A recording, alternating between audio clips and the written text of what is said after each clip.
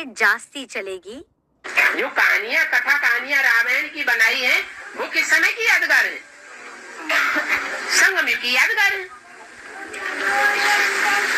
अब संगम युग में बाबा किस लिए आते हैं? दैवी बुद्धि बनाने के लिए। तो जो कथा कहानियों की बातें हैं राम के जीवन की, वो आसुरी बुद्धि वालों की बुद्धि में ज्यादा चलेंगी या दैवी बुद्धि वालों की बुद्धि में ज्यादा चलेंगी? दैवी बुद्धि वालों की बुद्धि में ज्यादा चलेंगी। अरे राम की जो कथा है, जो भी उपन्यास बन गया, नॉनसेंस बातें रामायण में लिखी हुई हैं, वो यादगार कहाँ की है?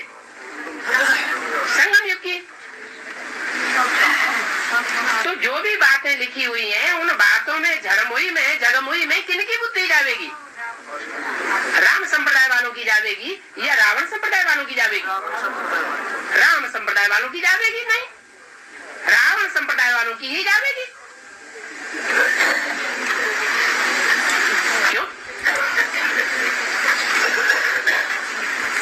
क्योंकि जो रावण संप्रदाय वाले होंगे उनकी बुद्धि क्यों जावेगी? नॉनसेंस नहीं।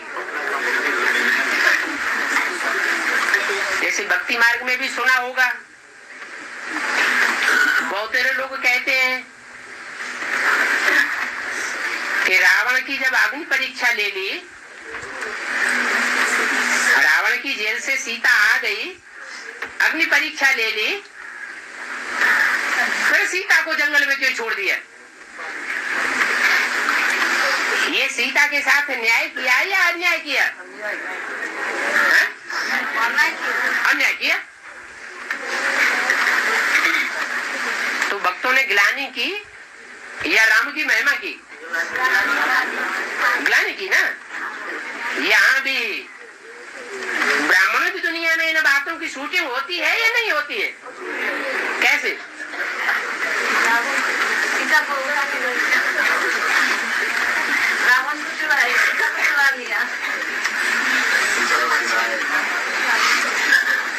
जो दैवी संप्रदाय है उनकी बुद्धि एक में लगेगी या राम के साथ सीता में भी लगेगी? दैवी संप्रदाय वालों की बुद्धि। क्या हुआ क्या नहीं हुआ, जब एक में निश्चय बुद्धि है कि एक ही हमारे लिए सब कुछ है, वो ही हमारे लिए भगवान है, और भगवान कभी झूठा कार्य नहीं कर सकता, तो वो राम की या सदगुरु की महिमा ही करेंगे या ग्लानि करेंगे? महिमा ही करेंगे, ग्लानि नहीं कर सकते। लेकिन शूटिंग तो होती है, तो किसके द्वारा शूटिंग होगी? राम संप्रदाय के द्वारा। जो रावण संप्रदाय के होंगे वो ही पर चिंतन करेंगे, ऐसा क्यों हुआ, वैसा क्यों हुआ, ये हुआ वो हुआ, ये तो ठीक नहीं हुआ।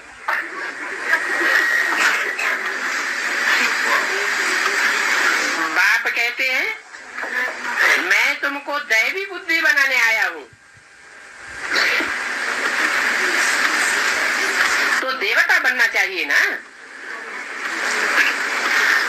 मुरली में तो बता दिया, क्या बता दिया? देवी के पुजारी होते हैं रावण संप्रदाय। अगर देवी में ही बुद्धि लगी रहे और देवता को भूल जाए, क्या नारा लगाते हैं? जय माता दी। तो किसी में बुद्धि लगी? माता में बुद्धि लगी, और पिता को भूल गए। ये बात याद ही नहीं आई कि सुप्रीम सोल इस सृष्टि पर आकर के पुरुष तन का आधार लेता है या स्त्री चोले का आधार लेता है, और जिस तन का आधार लेता है उसके के संपूर्ण बनने पर दुनिया में कोई भी उसकी ग्लानि नहीं करता और शास्त्रों में भी उसकी कोई ग्लानि नहीं है। और घर घर में कथा भी गाते हैं उस एक की, क्या? सत्यनारायण की कथा। न सत्य लक्ष्मी की कथा, न सत्य जगदम्बा की कथा। किसकी कथा? सत्यनारायण की कथा गाते हैं। क्यों लिया जाता है राम से पहले सीता का नाम? रघु कहते हैं सूर्य, रघु का कुल सूर्य के कुल में जो पति के समान है, विश्वपति है। सूर्य के कुल में जो विश्वपति है वो कौन है? है? अरे सूर्य है, शिव।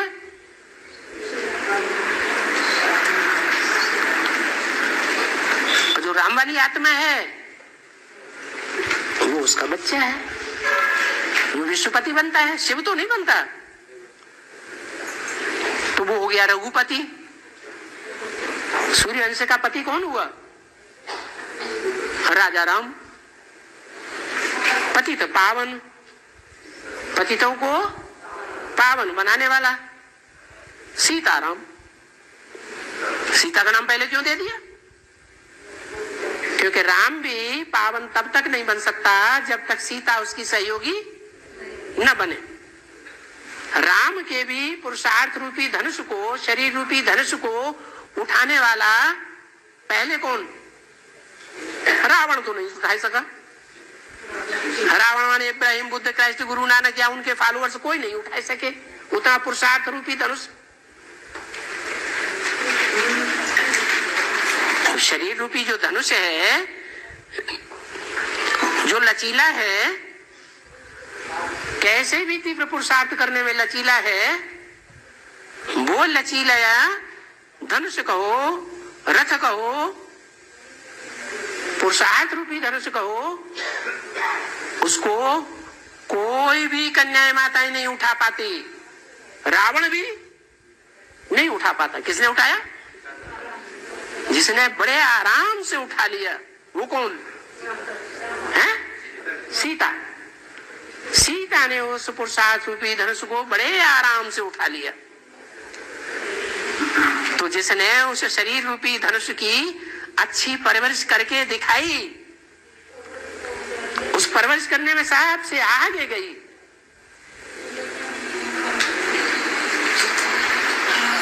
वो साबित हो जाती है कि उसके बगैर उस धनुष की अच्छी पालना कोई नहीं कर सकता। और सब फेल हो जाते हैं, घड़ी घड़ी पग पग पर गलतियां करते हैं। क्यों क्यों गलतियां करते हैं? क्योंकि जो बुद्धि है ना, वो बेविचारी होने के कारण दूसरी सब भटक जाती है। अगर एक की तरफ बुद्धि लगी रहे तो एक का परवरिश का ध्यान रहेगा या औरों का भी ध्यान आएगा? है? एक का ध्यान आएगा। एक का जब लगातार एक में ही बुद्धि लगी रहेगी तो परवरिश अच्छी होगी या बीच में भूले होंगी? अच्छी है, अच्छी बुद्धि रहेगी, अच्छी ही परवरिश होगी। इसलिए दिखाते हैं कि विष्णु के पांव कौन दबा रहा है? लक्ष्मी। लक्ष्मी का अवतार ही सीता है। कौन सा पांव? ये बुद्ध रूपी पांव दबाने की बात है। बुद्धि को, बुद्ध रूपी पांव को बजाय सुख देने के और ही दुख देते रहते हैं। ये परेशानी, वो परेशानी, हमें ये समस्या, हमें वो समस्या, हमें खाने को नहीं मिलता, हमें पीने को नहीं मिलता, हमें कपड़े नहीं मिलते, हमारी परवरिश नहीं होती, हमारी बीमारी मुसीबत कर दे। अरे बाप रे, माता ही गर्म कर दिया।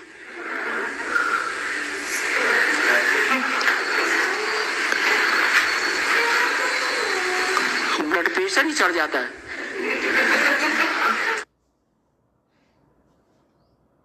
राष्ट्रीय गीत और राष्ट्रगान में क्या अंतर है? राष्ट्रीय गीत, हाँ, और हाँ, गण मन अधिनायक। जन माने मनुष्य, गण माने मनुष्यों का समूह, मन माने मन जो संकल्प चलाता है, एक एक का मन। अधिनायक माने स्वामी। उनका स्वामी कौन है? जन गण मन अधिनायक कौन है? अरे मन बुद्धि का अधिनायक कौन है?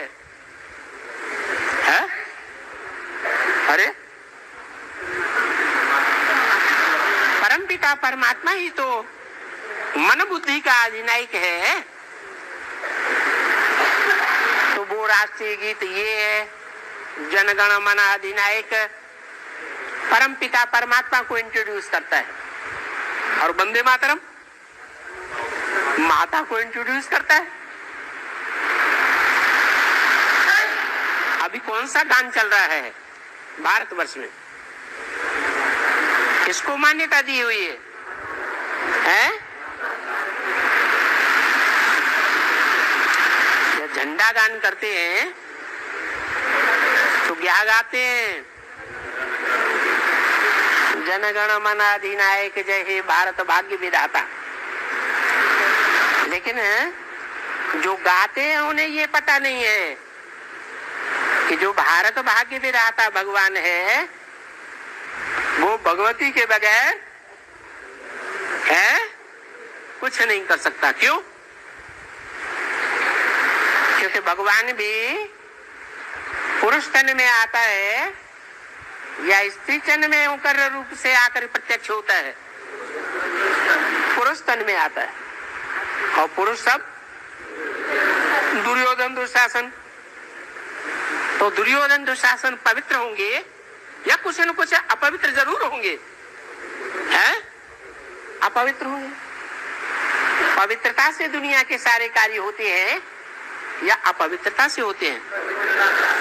प्रैक्टिकल में पवित्रता चाहिए,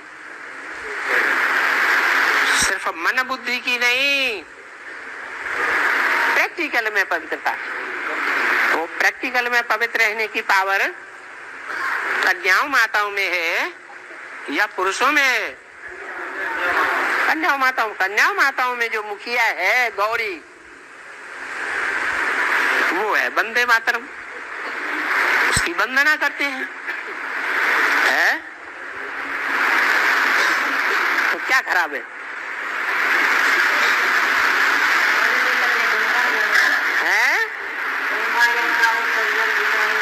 हाँ, उसमें तो सब समाई हुई है भारत माता में। भारत माता में जो भी नदियां हैं सब समाई हुई है। वो नदियां चैतन्य है या जड़ नदियां हैं? चैतन्य नदियां हैं। रूहानी मिलिट्री में विकलांगों को भर्ती क्यों नहीं किया जाता? समर्पण होने के बाद सर के ऊपर वजन चढ़ाना है। सर के ऊपर वजन चढ़ाना है या ईश्वरीय सेवा करनी है? क्या सेवा करेंगे? मनसा सेवा यहाँ बैठ के नहीं कर सकते?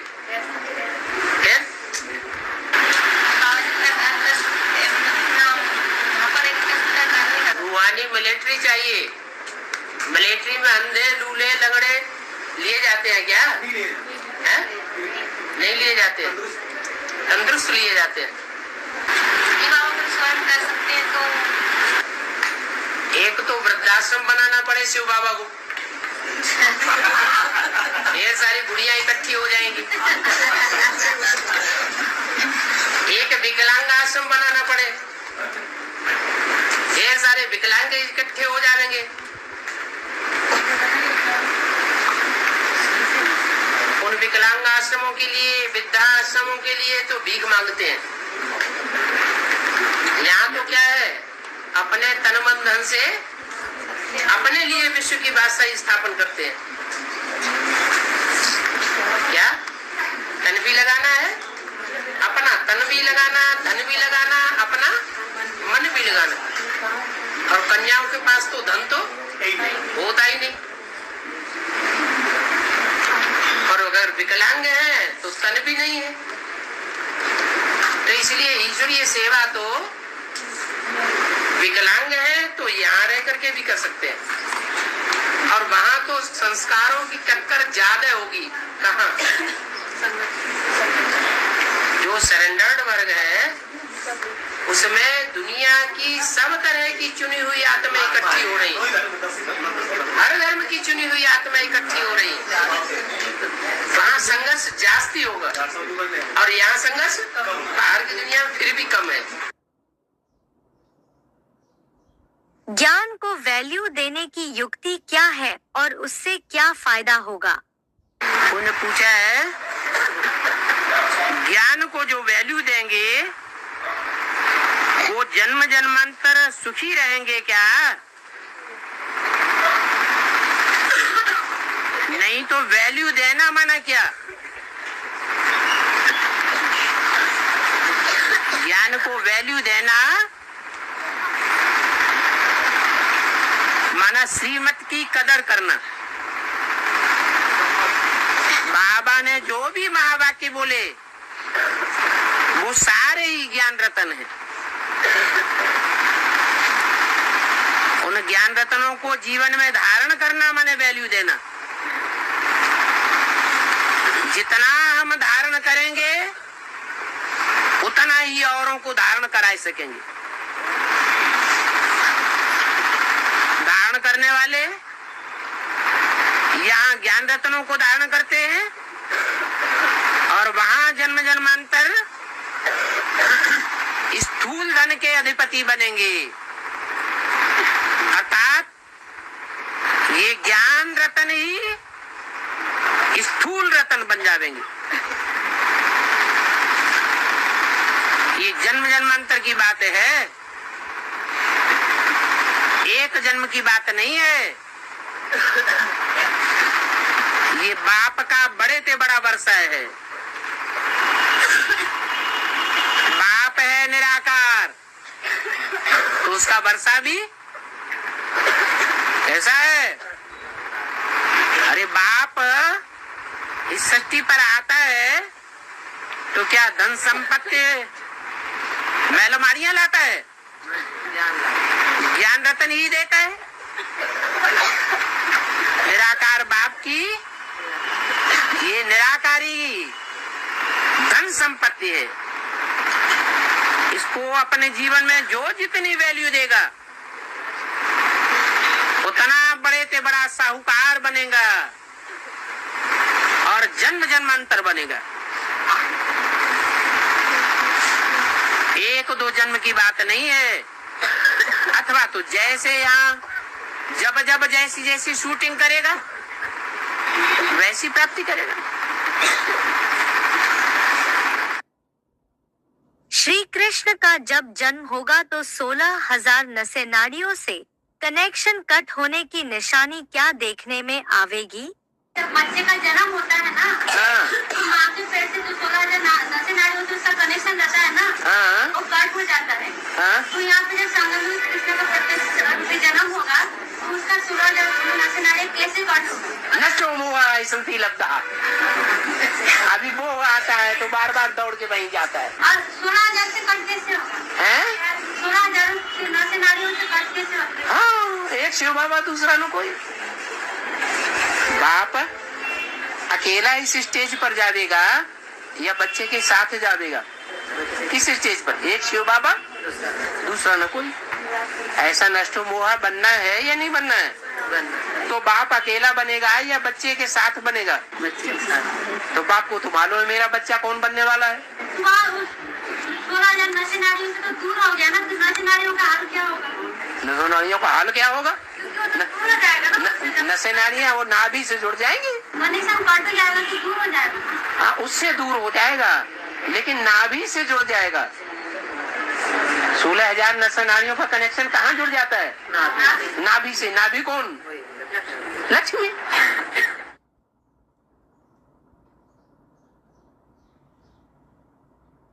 यादव सेना भगवान की सेना थी, तो फिर यादवों और पांडवों में क्या अंतर था?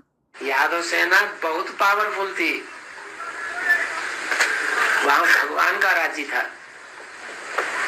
कृष्ण भगवान राज्य कहाँ करते थे? किसके ऊपर राज्य करते थे? यादवों के ऊपर राज्य करते थे। अभी भी बाप विदेशी बनकर आया है या स्वदेशी बनकर आया है? विदेशी बनकर आया है। बाप जब आते हैं तो बाप को प्रत्यक्ष विदेशी करते हैं या भारतवासी करते हैं? समझा?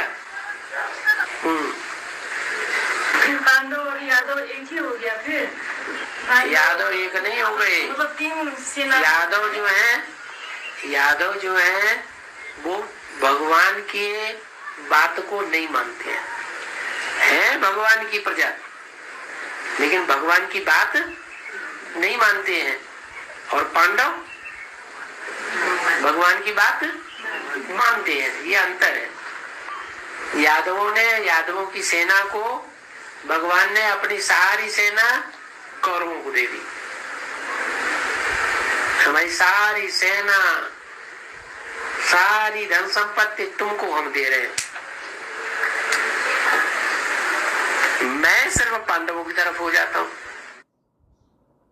पास विद ऑनर होने वालों की नींद को योगयुक्त अवस्था में किस हिसाब से गिना गया है?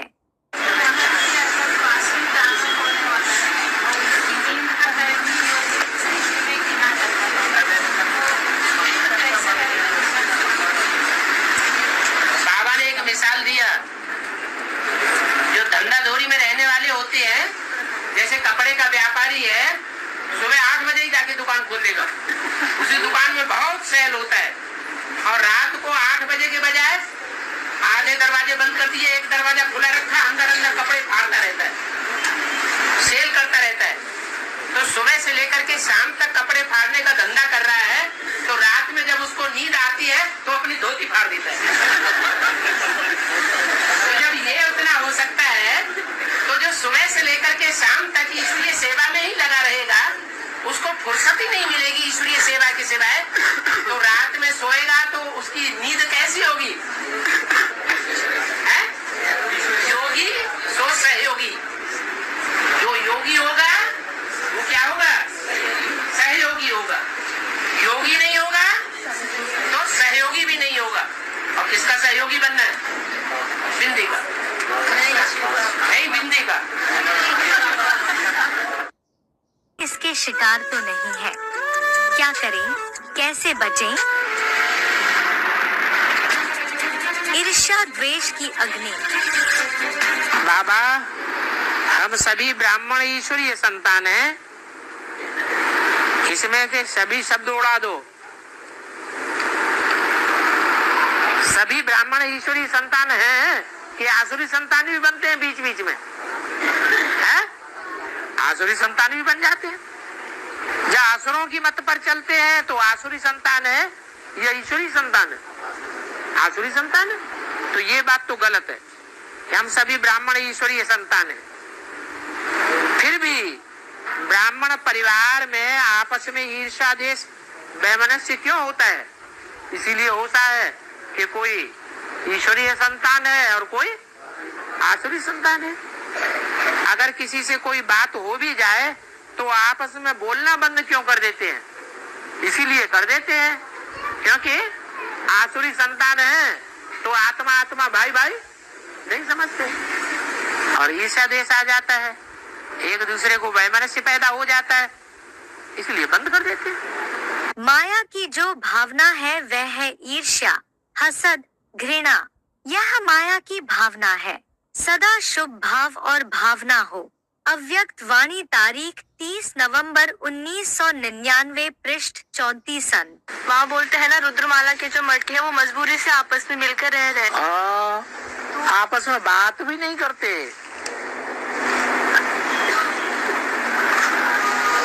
जैसे जनता पार्टी के लिए बोला, क्या बोला अटल बिहारी वाजपेयी ने? जनता पार्टी में संवादहीनता की भारी कमी है। इतना ईर्ष्या द्वेष करते एक दूसरे से कि अंदर की बात बाहर नहीं निकालेंगे, बात करना भी पसंद नहीं करते एक दूसरे से। कोई जरूरी जरूरी बात है, यज्ञ का नुकसान होने वाला है तो बोल देना चाहिए ना। नहीं, हम क्यों बोले? जिसे जरूरत हो वो खुद हमसे पूछे। हो गया सत्यानाश। कोई सर्विसेबल बच्चा है तो उसको देख करके खुश होना चाहिए। खुश होना, उसको आगे बढ़ाना, ये है गुण। और कोई आगे बढ़ रहा है और उसको देख करके हिस्स पैदा करना, जलन पैदा करना, ईर्ष्या देश पैदा हो जाए, ये तो अवगुण की बात है। क्रोध भी नहीं होना चाहिए। कोई भी उल्टा सुल्टा ख्याल किसी के प्रति नहीं आना चाहिए। ऐसे होता है आपस में गुरु भाई है, भगवान से ही पढ़ रहे हैं, फिर क्या करते हैं? एक दूसरे से ईर्ष्या देश करते रहते हैं, हिस्स करते रहते हैं। ये आगे बढ़ रहा है, खुद नहीं आगे बढ़ेंगे, लेकिन दूसरा अगर आगे बढ़ रहा है तो उसको क्रोध करेंगे, घड़ी घड़ी उसमें आएंगे। तो बोला क्रोध नहीं होना चाहिए, विकारों की कोई भी बीमारी नहीं हो। ये ईर्ष्या देश, ये भी क्रोध के बच्चे हैं। स्व से अप्रसन्न रहने के मुख्य दो कारण होते हैं, दिल शिकस्त होना और दूसरा कारण होता है दूसरों की विशेषता को व भाग्य को व पाठ को देख ईर्ष्या उत्पन्न होना। हिम्मत कम होती है, ईर्ष्या ज्यादा होती है। दिल शिकस्त भी कभी प्रसन्न नहीं रह सकता और ईर्ष्या वाला भी कभी प्रसन्न नहीं रह सकता, क्योंकि दोनों हिसाब से ऐसी आत्माओं की इच्छा कभी पूर्ण नहीं होती और इच्छाएं अच्छा बनने नहीं देती। अव्यक्त वाणी, तारीख 5 दिसंबर 1989, पृष्ठ 58 अंत। ईर्ष्या द्वेष आने का कारण क्या है? मनुष्यों में इतना ईर्ष्या द्वेष क्यों होता है? मनुष्यों में इतना ईर्ष्या द्वेष क्यों होता है? मनुष्यों में हाँ, ईर्ष्या द्वेष क्यों होता है? कोई ऊपर उठता है ना, तो कोई ऊपर नीचे खींचते हैं। हाँ, मनुष्यों में ईर्ष्या द्वेष इसलिए आता है कि उनमें मन होता है। क्या? मन का काम है अच्छे संकल्प भी करना और बुरे संकल्प भी करना। क्या ईर्ष्या द्वेष ये आता है? ये अच्छे गुण भी आते हैं, अच्छे गुण भी आते हैं, ईर्ष्या द्वेष भी आता है। जो ईर्ष्या द्वेष के संकल्प आते हैं उनका ओरिजिन कहाँ से होता है? ज्ञान से होता है या अज्ञान से होता है? अज्ञान से होता है। ये मन का काम है। मन अज्ञानी है तो ही ईर्ष्या द्वेष के संकल्प ज्यादा आएंगे। मन ज्ञानी है तो ईर्ष्या द्वेष के संकल्प नहीं आते। पवित्र आत्मा को ईर्ष्या द्वेष ज्यादा होता है या अपवित्र को जास्ती होता है?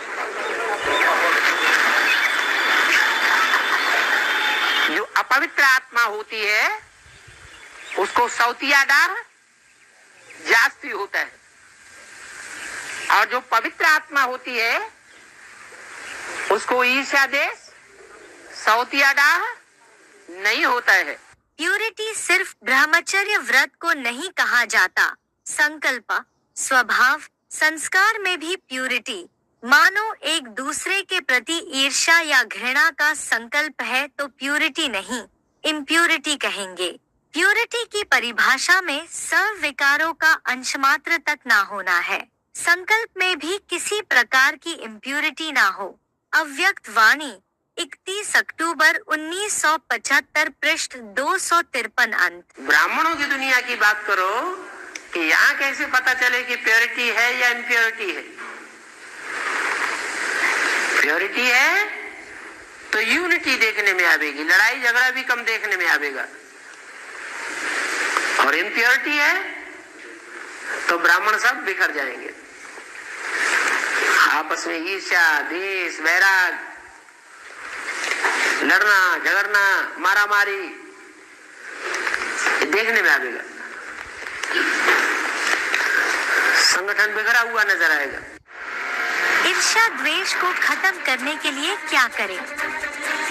उस स्टेज को पहुंचना है, आत्मिक स्टेज को, तो वो स्टेज बनानी है जिससे किसी के प्रति ईर्ष्या द्वेष ना आने पाए। आत्मा के रूप में ही देखें, सात्विक स्टेज उस आत्मा की क्या थी, वो स्टेज अव्वल स्टेज है, अव्वल नंबर की, कि बीच में और लास्ट में जो स्टेज बनती है वो असली स्टेज है। असली को देखना चाहिए या संग के रंग में आने से नकली बन गया वो देखना चाहिए? क्या देखना चाहिए? असली को देखना चाहिए। अति पापात्मा, अति अपकारी आत्मा बगुले के ऊपर भी नफरत नहीं, घृणा नहीं, निरादर नहीं, लेकिन विश्व कल्याणकारी स्थिति में स्थित हो, रहम दिल बन, तरस की भावना रखते हुए सेवा का संबंध समझकर सेवा करेंगे और जितने ही होपलेस केस की सेवा करेंगे तो उतने ही प्राइज के अधिकारी बनेंगे। नामी ग्रामी विश्व कल्याणी गाए जाएंगे, पीस मेकर की प्राइज लेंगे।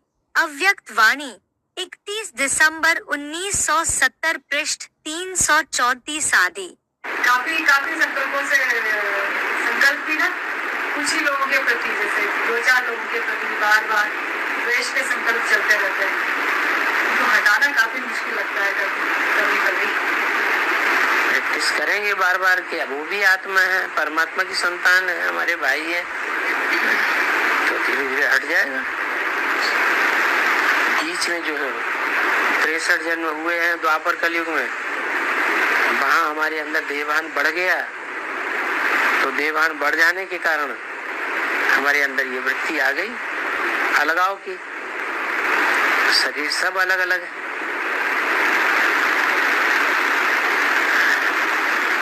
अलग अलग बापों की संतान है, देह है, लेकिन आत्मा तो एक ही बाप की संतान है ना। आत्मिक भाव लाने के लिए बार बार प्रैक्टिस करनी है। ज्योति बिंदु हूँ, स्टार चमक रहा है। एक मुरली में तो बाबा ने बोल दिया, ब्रकुटी में सफेद स्टार लगाओ, एक दूसरे को देखो तो याद आए ये आत्मा ओरिजिनल में सतो प्रधान आत्मा। किसी पर भी चाहे कितना भी बुरा हो, लेकिन अगर आपको उस आत्मा के प्रति रहम है तो आपको उसके प्रति कभी भी घृणा या ईर्ष्या या क्रोध की भावना नहीं आएगी। रहम की भावना सहज निमित्त भाव इमर्ज कर देती है। अव्यक्त वाणी तारीख 10 मार्च 1996 पृष्ठ 143 आदि।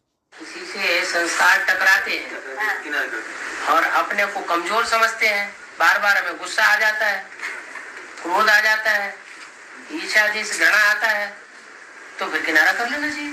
हमारी आत्मा जब लक्ष्मी नारायण की आत्मा के समान पावन बन जाएगी तो दुनिया में हमको कोई भी दुख नहीं दे सकता। ये कुदरती ड्रामा बना हुआ है। क्या ड्रामा बना हुआ है कि जो भी आत्मा पवित्र बन जाएगी उस पवित्र आत्मा को कोई भी आत्मा, दुष्ट आत्मा दुख नहीं दे सकती। फिर ये बात जीवन में सदैव याद रहती है? अगर सदैव ये बात याद रहे तो कभी विद्वेष पैदा न हो, कभी झगड़ा पैदा ही न हो। ब्राह्मण परिवार के जीवन में भी स्वर्ग अनुभव होने लगे, लेकिन क्या गलती हो जाती है? देवभान आ जाता है। ईर्ष्या द्वेष करने वालों की निशानी क्या होगी? क्रोध का सूक्ष्म स्वरूप ईर्ष्या, द्वेष, घृणा अंदर में चलती रहती है। उसके स्वरूप में बाहर से जोर से बोलना या बाहर से रूप नहीं दिखाई देता है, लेकिन जैसे बाहर क्रोध होता है तो क्रोध अग्नि रूप है ना, वो अंदर खुद भी जलता रहता है और दूसरों को भी जलाता है। ऐसे ईर्ष्या, द्वेष, घृणा ये जिसमें भी है अंदर ही अंदर इस अग्नि में जलता रहता है। बाहर से लाल पीला नहीं होता, लाल पीला फिर भी ठीक है, लेकिन वो तो काला हो जाता है। हाँ, आपस में लड़ते झगड़ते रहेंगे, लूट पानी होते रहेंगे, इसका मतलब बाप नहीं आया हुआ है फैसला करने के लिए। हाँ, विश्वास नहीं है इतना, इसलिए बाप के फैसले के ऊपर अविश्वास करके खुद आपस में ही लड़ना झगड़ना चालू रखते हैं। और जो आपस में ईर्ष्या दोष करते हैं तो उनका क्या होगा? वही है, ये लड़ाई झगड़ा ही तो है। लूट पानी होना माने लड़ाई झगड़ा, ईर्ष्या द्वेष करना माने लड़ाई झगड़ा। लौकिक वृत्ति, अवगुण धारण करने की वृत्ति, ईर्ष्या और घृणा धारण करने की वृत्ति धारण करने से अलौकिक जीवन के अलौकिक परिवार द्वारा अलौकिक सहयोग की खुशी, अलौकिक स्नेह की प्राप्ति की शक्ति प्राप्त नहीं कर पाते। अव्यक्त वाणी, तारीख 5 जून 1977, पृष्ठ 214 अंत।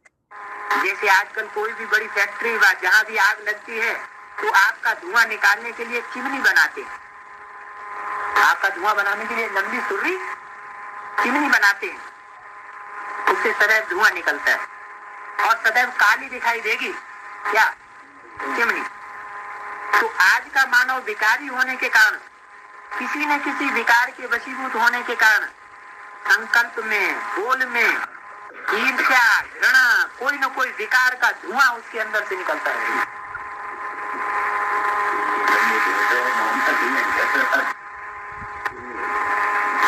ऐसे ही यहाँ भी है,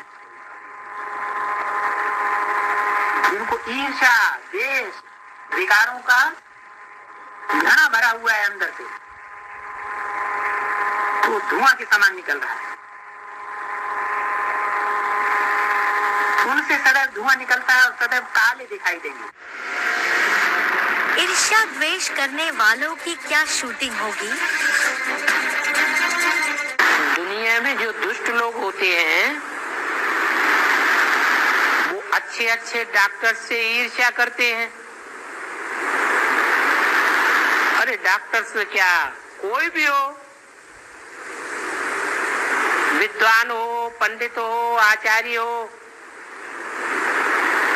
जो बहुत अच्छे होते हैं तो उनसे दूसरे ईर्ष्या करने लग पड़ते हैं कि हमसे आगे न निकल जाए, इसलिए उनको मार डालते हैं। तो यहाँ उसकी शूटिंग कैसे होती है?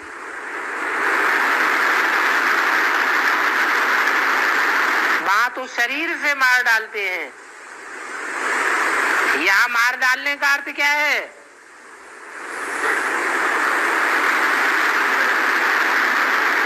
अनिश्चय बुद्धि बना देना माना मार डालना।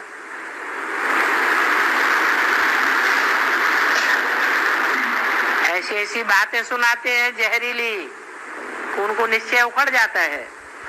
कब खत्म होगी ईर्ष्या द्वेष? अभी तो अव्यक्तवाणी में कितनी बार बोला है, कुछ नहीं करना है, क्या करना है? दुआएं दो और दुआएं लो। लेकिन अंदर जो ईर्ष्या द्वेष भरा हुआ है वो दुआएं देने और दुआएं लेने की स्टेज धारण करने देता है, नहीं धारण हो पाती। कहीं न कहीं मन के अंदर जो नजदीकी लोग हैं उन्हीं के प्रति ईर्ष्या द्वेष आता रहता है। तो आखिर ये कब खत्म होगा? जब डंका बजेगा तो सब अलर्ट हो जाएंगे। ईर्ष्या द्वेष करने वालों के प्रति हमारा व्यवहार कैसा होना चाहिए? कोई हमारे सामने ईर्ष्या द्वेष के रूप में आए तो हम हमारे स्वभाव कैसे रहनी चाहिए, हमारी वृत्ति कैसे रहनी चाहिए? कोई बल के स्वरूप में भी आए, हम अपनी स्वस्थिति में रहे, हम अपने स्वरूप को क्यों बदलें? दूसरा बदलता है तो हम भी बदल जाए। पर ऐसा होता है, ऐसा होता है तो अपनी कमजोरी है या मजबूती है? हम उसकी प्रजा बनने वाले हैं या हम उसके राजा बनने वाले हैं?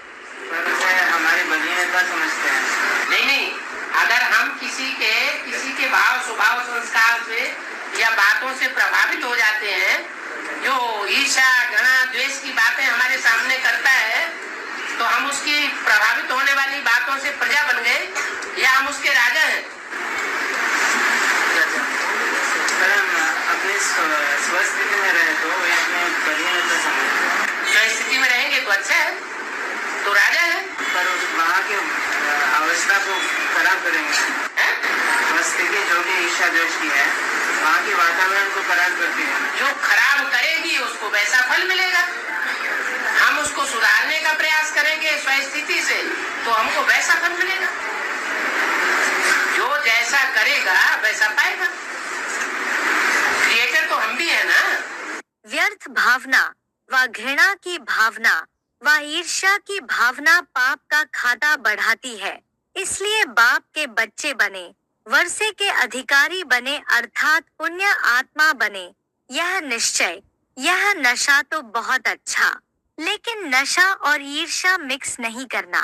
बाप के बनने के बाद प्राप्ति अनगिनत है, लेकिन पुण्य आत्मा के साथ पाप का बोझ भी 100 गुना के हिसाब से है। इसलिए इतने अलबेले भी मत बनना। अव्यक्त वाणी, तारीख 3 दिसंबर 1978, पृष्ठ 1 अंत। अगर ऐसी स्टेज बन जाए आत्मा की, न किसी से ईर्ष्या, न किसी से द्वेष, न किसी की परचिंतन, न किसी की ग्लानि, ऐसी स्टेज अगर आत्मा की बनी है, तो कहेंगे आत्मा की सदगति होगी।